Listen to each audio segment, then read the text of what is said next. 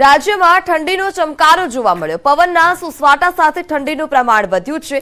રાજ્યવાસીઓ ઠંડીમાં ઠૂંઠવાયા। આગામી દિવસોમાં ઠંડીમાં વધારો થઈ શકે છે। રાજ્યમાં 2 થી 3 ડિગ્રી સુધી પારો ગગડી શકે। 6 શહેરોમાં ઠંડીનો પારો 15 ડિગ્રીને પાર પહોંચ્યો હતો, જ્યારે 10.6 ડિગ્રી સાથે નલિયા સૌથી ઠંડુ શહેર। ડીસામાં 12.6, ભુજમાં 13.9 ડિગ્રી તાપમાન નોંધાયું છે। કંડલામાં 13.8, જ્યારે રાજકોટમાં 14.4 ડિગ્રી તાપમાન નોંધાયું।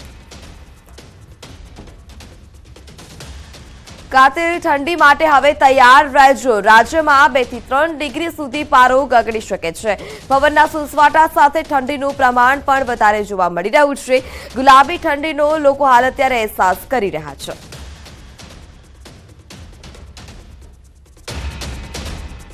તો કાતિલ ઠંડી માટે તૈયાર રહેજો। હજુ પણ 2 થી 3 ડિગ્રી સુધી પારો ગગડી શકે છે। વધુ માહિતી સાથે સંવાદદાતા મૌલિક પણ આપણી સાથે જોડાયા છે। જે મૌલિક, રાજ્યમાં ફરી એક વખત હવે ઠંડીનો ચમકારો જોવા મળી રહ્યો છે।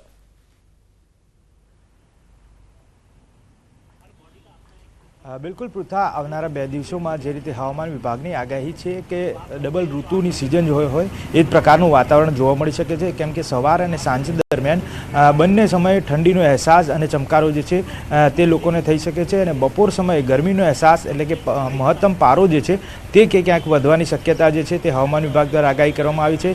હાલમાં જે રીતે 29 ડિગ્રીથી તાપમાન લઈ 28 ડિગ્રી સુધીનું તાપમાન જે હોય છે તે બપોરના સમયે દેખાતું હોય છે, એટલે મહત્તમ તાપમાન છે। પરંતુ જ્યાં સુધી ન્યૂનતમ તાપમાનની વાત કરીએ તો ન્યૂનતમ તાપમાન જે 17 ડિગ્રીથી 18 ડિગ્રી સુધી પહોંચી જતું હોય છે તે હજી પણ ગગડવાની શક્યતા જે છે તે દેખાઈ રહી છે। એટલે આવનારા 2 દિવસોમાં આ પ્રકારનું જો વાતાવરણ રહ્યું તો લોકોએ પણ આ બાબતે ચેતવવાની જરૂર છે, કારણ કે ઠંડીના સિઝનમાં અનેક લોકોને ફ્લૂ અને અનેક જે તાવ કેવો જે બીમારી આવતી હોય છે તેને પગલે લોકોએ ચેતવાની જરૂર છે। પરંતુ ગાર્ડનની વાત કરીએ તો ગાર્ડનમાં વહેલી સવારથી જ લોકો જે ચાલવા અને વોક કરવા માટે આવતા હોય છે તેમાં પણ ક્યાંક ને ક્યાંક લોકોનો હવે ઘટાડો જોવા મળી રહ્યો છે। જી મૌલિક, તો જે રીતે ગાર્ડનમાં સવારે શિયાળાની સવાર હોય ત્યારે ખાસ કરીને લોકો વોક કરતા હોય છે, કસરત કરતા હોય છે, તેઓનું શું કહેવું છે?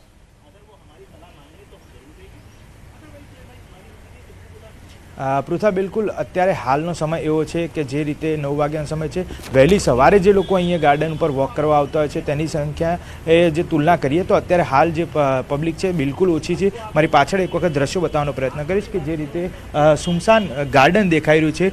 કારણ માત્ર એ છે કે વહેલી સવારે લોકો જે છે તે અહીંયા આગળ ચાલવા આવતા હોય છે, પરંતુ ગણતરીના લોકો જે છે, જે એજેડ છે, સિનિયર સિટીઝન છે, તે માત્ર કસરત કરવા માટે અહીંયા આવતા હોય છે। અને અત્યારે હાલ જે લોકો જે છે તે બિલકુલ રૂટીનમાં આવતા હોય છે તેના કરતાં ઓછા લોકો જે છે તે અહીંયા વોક માટે આવતા હોય છે, પોતાની કસરત કરવા માટે આવતા હોય છે। એટલે ક્યાંક ને ક્યાંક ઠંડીનો ચમકારો જે છે તે આ કસરત કરનાર વ્યક્તિઓનો પણ અત્યારે હાલ શહેરીજનોને નડી રહ્યો હોય તેવું દેખાઈ રહ્યું છે। જે મૌલિક, તેમની સાથે વાતચીત થઈ શકે ખરી? સિનિયર સિટીઝન ખાસ કરીને સવારે કસરત કરવા માટે ગાર્ડનમાં આવતા હોય છે અને તેની સંખ્યા પણ સિનિયર સિટીઝનની વધારે જોવા મળતી હોય છે।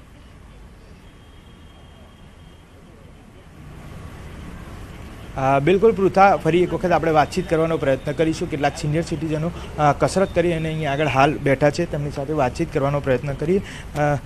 सीनियर सिटीजनों अपने साथ है, તેમની સાથે सर क्या कहना चाहेंगे? जिस दिन पिछले दिनों से अभी ठंड है वो कम होती जा रही है, बढ़ती जा रही है और लोगों को यहाँ वॉक करते हुए कम दिखाई दे पड़ते हैं। देखिए, गुड मॉर्निंग। ठंड अभी 2-1 दिन पहले तक कुछ टेम्परेचर ड्रॉप हुआ था, बट अब हम ये रियलाइज़ कर रहे हैं कि जैसे मेरे पास ये टोपी भी है वो आज मुझे लगाने की ज़रूरत नहीं लगी है। कुछ ठंड ज़रूर कम हुई है, लेकिन अभी नेचर के साथ हम लोगों ने इतना खिलवाड़ किया है कि कब वो मौसम टर्न ले लेगा।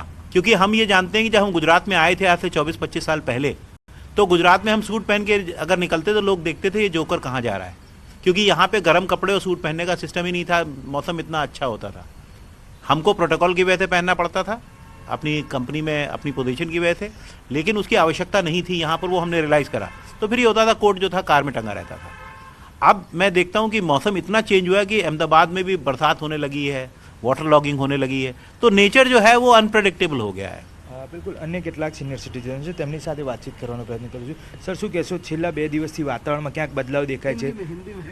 છેલ્લા 2 दिन से लास्ट वातावरण जो होता है एटमॉस्फेयर वो कहीं ना कहीं बदला दिख रहा है। सुबह ठंडी लग रही है, दोपहर में गर्मी लग रही है, रात को फिर ठंडी का एहसास हो रहा है।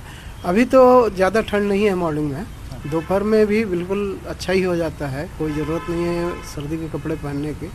तो मैं तो एंजॉय कर रहा हूँ यहाँ की सर्दी, ये गुलाबी सर्दी है।